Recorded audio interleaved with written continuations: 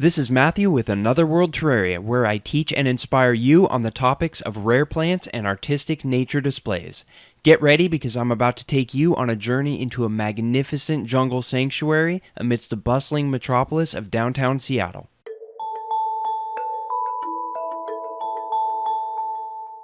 Amazon.com Inc., the behemoth technology company, is probably best known for being the largest e-commerce marketplace in the world.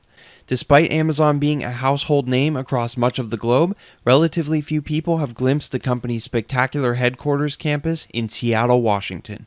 One part of this facility is comprised of three massive spherical conservatories aptly named the Spheres. This modern marvel of engineering, which took 5 years to create, incorporates biophilic design practices to blur the line between architecture and nature. Home to more than 40,000 plants from forest regions of over 30 countries, containing over 4,000 feet of living walls, a variety of aquariums, paludariums, terrariums, waterfalls, and other sites, the Spheres are a dream come true for plant nerds.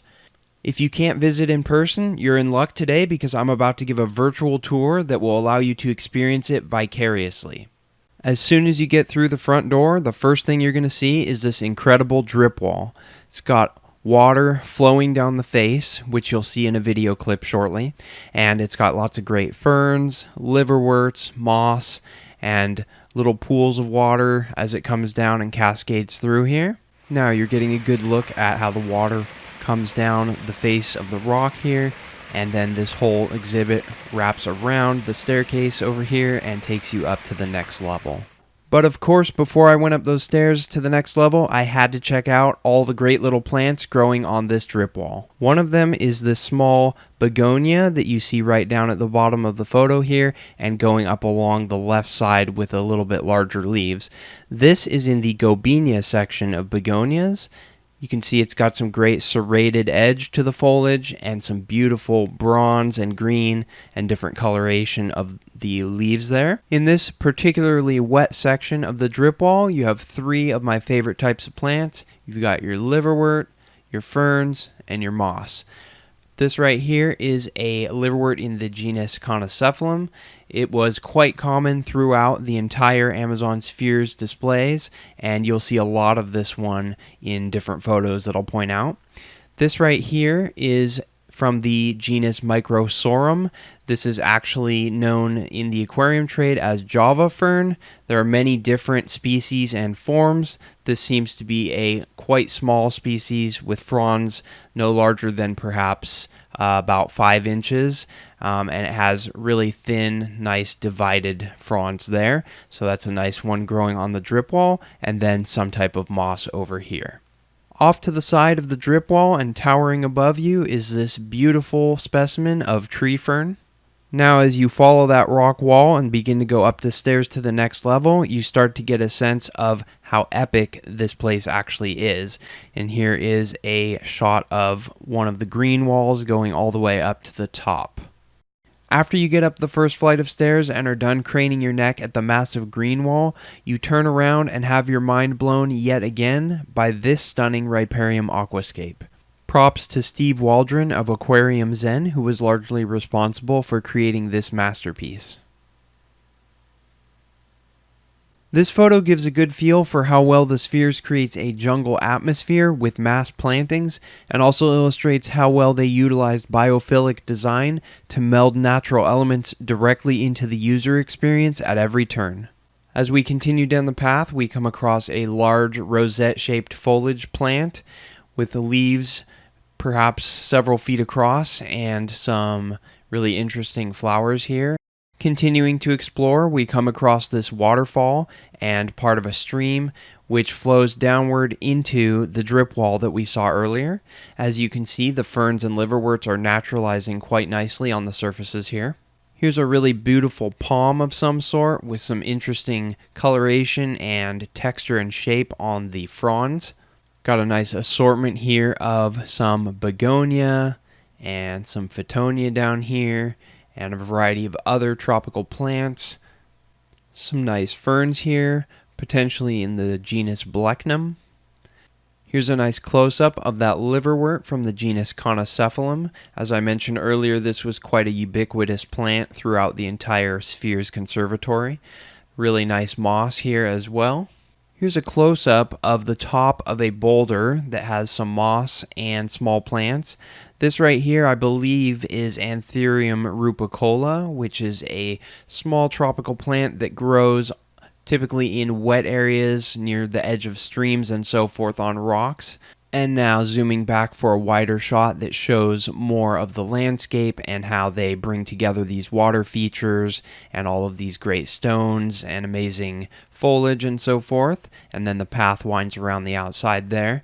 This right here is a fern. I believe this is in the genus Blechnum, and this was a very large specimen, quite large. Unfortunately, I cannot always have things in the photos that will give you a sense of scale, but this one was pretty huge.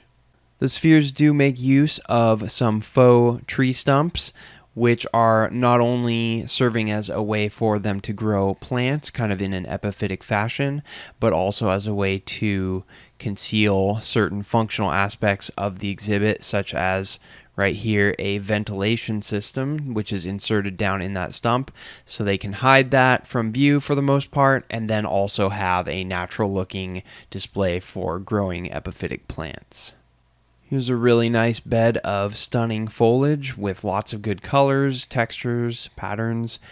These flowers here, this really nice bromeliad right here. There were a lot of areas where there were parts of the architecture that they had vines and various plants growing up and trying to kind of blend that together. And so this is one of those vines, and I'm going to show you a bloom now that was on this vine. Really stunning. I don't know exactly what this is, but the pattern and the texture and all of these little hairs and stuff, just really, really gorgeous flower. Here's a beautiful specimen of Selaganella, which is contrasting nicely against this lava rock. As you can see, it has some really nice colors on the foliage, including a kind of iridescent blue sheen. Iridescence is pretty typical of this genus of plants. This is a small palm of some sort. I believe it might be a Dicranopygium. It is approximately maybe 8 inches tall. It's pretty tiny. It's a cool little plant there, nestled in among the larger plants. A nice little section of the stream area here with some plants growing atop the boulders. This is a begonia. This is Begonia tropaeolifolia. It's an endangered species, a very beautiful plant. Here's a really beautiful example of something known as cauliflory, which means that the plant is blooming directly from a main stem or a woody trunk of some sort, as opposed to growing any new shoots or growth for the flowers. Here's a pretty nice looking clump of a species of Pilea. Lots of really interesting things to see within this image. We've got some really stunning type of peperomia. And then this, believe it or not, is actually a fern. I believe this is in the Elaphoglossum genus. Then you've got a Selaganella here and some Marchantia liverwort. All kinds of really great stuff growing in there with beautiful colors and textures. Here's a nice clump of a species of Pilea, which is known in the vivarium and terrarium hobby by the common name Dark Mystery. A nice little cove off the main path here with some beautiful moss and liverwort covered boulders and some striking foliage, including these clumps of incredible Pilea. Something that I noticed and was impressed by is that they really went to a lot of effort to add some undergrowth and some smaller plants into the cracks and even behind the boulders and beneath the larger plants to give a feeling of actually being in nature, where all of these things would just kind of be carving out a place to live wherever they could. So this is an example of a really stunning begonia and a nice fern here that are kind of back behind some of these boulders. I am not sure what this plant is, but it was quite large and very striking. Here again, a species of plant which I do not know the identification of, but has some really interesting foliage with some nice texture and these interesting flowers as well. Here's a really interesting and bizarre looking plant that is growing in the crevice of a boulder. So it is growing as a lithophyte, and then you've got a nice carpet of Selaginella down here and some ferns over on the side there. So really cool little scene. This was kind of a cool little surprise. I was down there looking at the moss and all the little plants, and I happened to notice this guy. This is a planarian, which is a type of flatworm, and it is absolutely stunning with this bright yellowish gold stripe right down the middle. I've got a little video here for you, so you can see this guy wiggling around and squirming. I wish I could have got closer with my phone, but it does not have a macro lens. And as we get back to plants, we find this really nice begonia species, which is growing in the crevice of this mossy boulder. Here, a tree or shrub of some sort with a lot of undergrowth and plants, really creating a jungle type of feeling. A very attractive clump of Pilea, which has had a chance to really mature and grow to its full adult size, unlike what you would typically see in a smaller vivarium.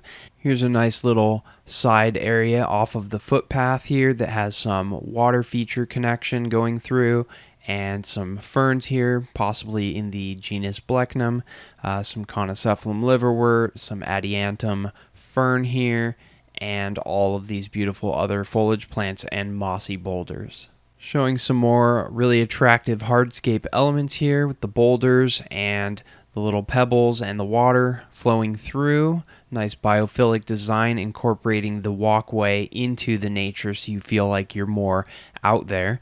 And some really cool little plants growing in there. Looks like some hydrocotyle and so forth. This is one of the wildest scenes that I've shown you yet, with a boggling amount of different species of plants, all in a chaotic jungle planting. Some really nice vines right here, some interesting wood for the hardscape, lots of beautiful begonias back in there, and some shrubs, got some tillandsia and bromeliads, and who knows what else. Really attractive, beautiful stuff. Here's a pretty impressive plant stem, some type of cane that has incredible thorns on it. Here at the base of a faux tree stump with some really nice aroids and ferns and a variety of other plants. Here's a very impressive specimen of this begonia, which has grown over a large boulder. This was quite a big plant here. Although the leaves are tiny, it does grow as a bit of a shrub. This is potentially Begonia foliosa, or a closely related species.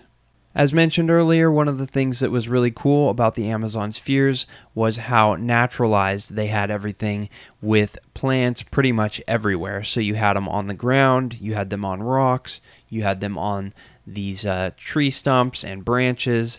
So you could look everywhere and always be seeing cool new things.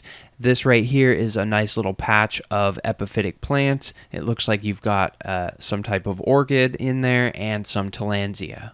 Some very interesting and unique foliage here. I believe this actually may be a begonia of some sort, which is really odd for the shape of foliage. So that's a really cool one. For a quick change of pace and scenery, I'll pull back to this wider shot, which allows you to look beyond the plants and see the actual architecture involved in the Sphere's Conservatory. Another example of some undergrowth and small plants that they had tucked away behind the boulders and the larger overgrowth. Beautiful begonia right here. Some very attractive and impressive large foliage specimen plants here. I'm not absolutely certain, but I think this may be a Pilea species. It's got some really nice foliage texture and color on it. Here's a really interesting vining plant that had unique foliage with some great texture on it and the nice lanceolate shaped leaves. This is in the family Melastomataceae. A lot of really interesting things to see in this image, but the primary focus, of course, is this beautiful flower on this plant that is in the genus known as Costus, and they are sometimes referred to as spiral ginger because of the way the leaves grow in kind of a spiral fashion around the main stem of the plant. Another really great example of cauliflory, in which a tree is blooming directly out of the bark. Really, really interesting stuff and beautiful little flowers. Here's a large specimen of a plant which is probably in the genus Monolina. This was a really neat little miniature palm tree. It was fully grown at about 12 inches tall and blooming. As you can see here, we'll zoom in. It's got some really interesting blooms right there. Here's another one of those little magical corners where they tucked some cool little plants underneath and behind some of the larger and more showy specimen plants. So here we have a fern of some sort, and this looks to be an orchid perhaps. Then you've got your Selaginella and a variety of mosses and liverworts and other cool stuff. Believe it or not, this plant actually is a fern, and I believe it is in the genus Elaphoglossum. This has some pretty incredible foliage, shape, and texture, as well as those trichome ridged edges and probably some trichomes along the surfaces of the leaves that are not visible in this photo. Really magnificent plant there. And here's a little peek under one of the fronds on that fern that we were just looking at. This is actually a fertile frond, which means that it is spore bearing. Quickly coming back down to some of the smaller plants, we have a nice little begonia here and a nice Selaginella. Really beautiful coloration and texture on that. In this photo, aside from this large bromeliad clump with the blooms, you also have this really cool little striped flower on this columnia off to the side there. This vigorous little peperomia is absolutely gorgeous with those beautiful patterns and colors on the foliage and stems. Lots more things to see as we continue to explore this little jungle. Here we have some type of gesneriad plant, and this right here appears to be a orchid from the pleurophthalid group. Here's a close-up image of that pleurophthalid orchid that was in the previous photo. As you can see, it has a little bloom cupped in the center of the leaf here, and it also has some moss growing epiphylously. Believe it or not, this weird but beautiful little vining plant is from the same genus as the tomato plant. This is from the Solanum genus. Here's an extremely attractive specimen plant from the genus Hoffmannia, and you've got this incredible begonia down here in the corner as well. Really had to pull back to get a wide shot to capture this bromeliad right here. This was one of the most magnificent plants I have ever seen. This bromeliad was massive. Really attractive landscaped area here with some steps and the boulders coming along the rail. Lots of beautiful ferns. This really nice peperomia here and more of those giant bromeliads and all kinds of other things to see. And then coming in for a close-up on that giant bromeliad bloom. Absolutely incredible neon orange and yellow coloration with that really interesting texture, that spiky look to it. Finally, coming to something that is extremely unique and totally different is this bullate textured foliage of this plant, which is probably from the genus Nautilocalix. As expected, I have to show the love for some of the tiny plants. So here we have the Marchantia liverwort and a really cool tiny little peperomia here with some beautiful veining on the foliage and some nice red stems. An attractive little pocket of mossy lava rock with some gesneriads growing amidst it. Got these very alien-looking flowers blooming directly off of the woody stem in another example of cauliflory. As you can see by this little peperomia growing on the ledge here, this overhanging foliage is extremely large. This was a very magnificent plant hanging down, and I think it's also a really great example of how foliage and plants such as this right here and this right here can be absolutely stunning and beautiful without having to have a lot of flashy colors or textures. Showing some appreciation again for some of the smaller plants. We have a couple different species of peperomia down here with some nice foliage, and of course this one in bloom with a really unique inflorescence. Some intriguing yellow flowers of some sort. I find it really interesting that there are these veins on the petals of the blooms that almost make them look kind of like yellow leaves. That's a really neat looking bloom there. Here you get a sense of what it's like to stand in the towering overgrowth. As you look up toward the top of the Sphere's Conservatory, you can see all of that beautiful architecture and these really powerful LED lamps that they've got there for keeping the plants happy. Here's a very nice, vigorous clump of this plant with spotted leaves.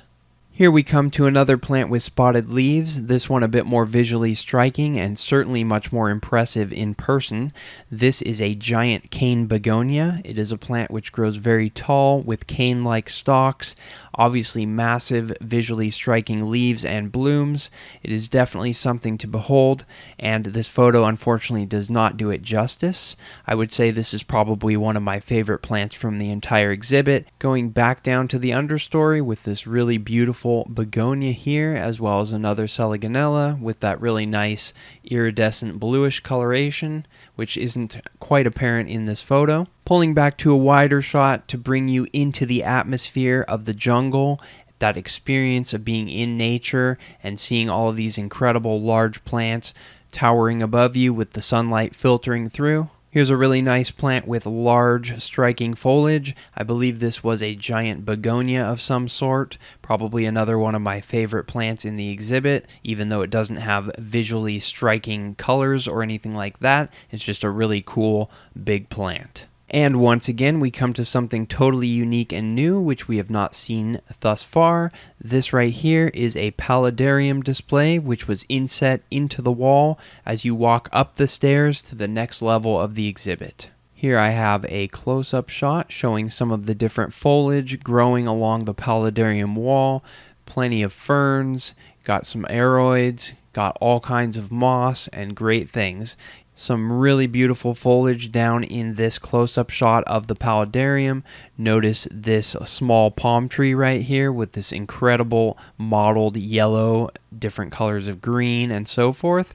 This really beautiful fern right here, and this interesting, potentially an aroid of some sort. And then, of course, all that great liverwort growing across this rock and the wood here with the moss. And even this striking fern right here with the pink foliage. There were, in fact, a few small terrariums placed throughout in different areas of the exhibit, this one having a artificial rock background and these tiny miniature orchids, the leaves approximately a ½ inch in size and the flowers approximately 1.5 to 2 inches in size.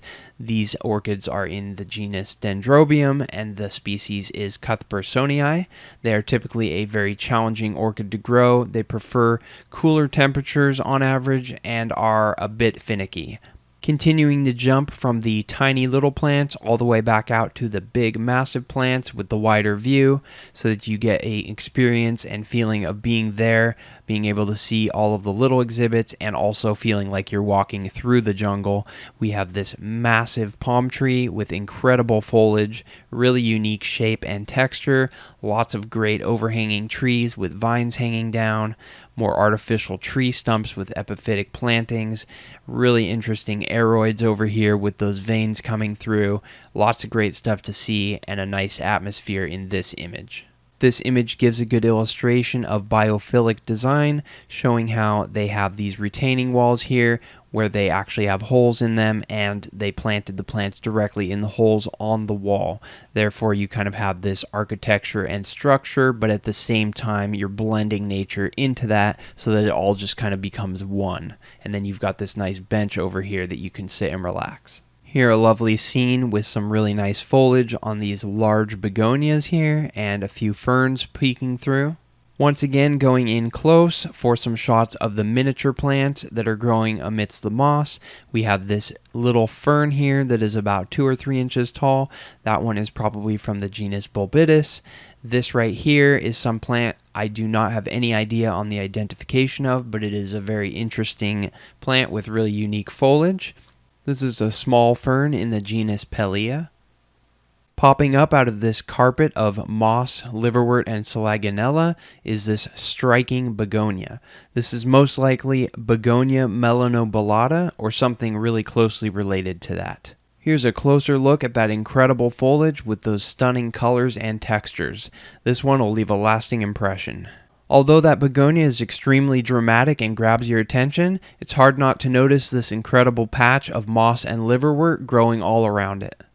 There will be many more discoveries in Part 2, including carnivorous pitcher plants, blue ferns, awe-inspiring living walls, mind-boggling architecture, and even a desert display with xeric plants.